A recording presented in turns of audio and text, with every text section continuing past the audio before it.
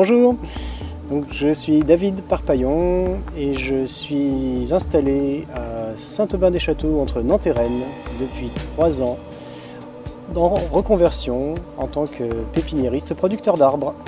Alors moi je m'occupe de multiplier de jeunes arbres et arbustes fruitiers principalement, ainsi que quelques espèces qui sont intéressantes à cultiver lorsqu'on a un verger, ce qu'on appelle des espèces compagnes du verger, qui favorisent la biodiversité, qui fixent les nutriments du sol et qui font que les arbres fruitiers se portent bien. Puis depuis 3 ans, je cultive la plupart des espèces fruitières qui poussent naturellement dans la région et qui sont donc des espèces autochtones.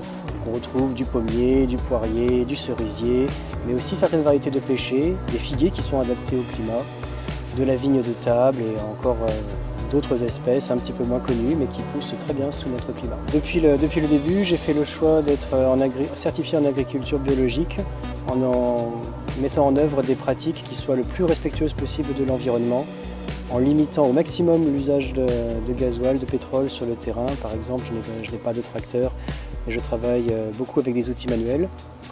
Et en ayant créé un lieu qui accueille à la fois une production de jeunes arbres, mais aussi un troupeau de moutons qui m'aide à entretenir le terrain et un parc de poules pour la fertilisation.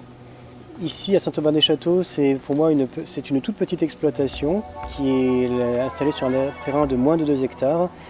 Et encore, la pépinière n'utilise que 2000 m² en différentes parcelles qui tournent.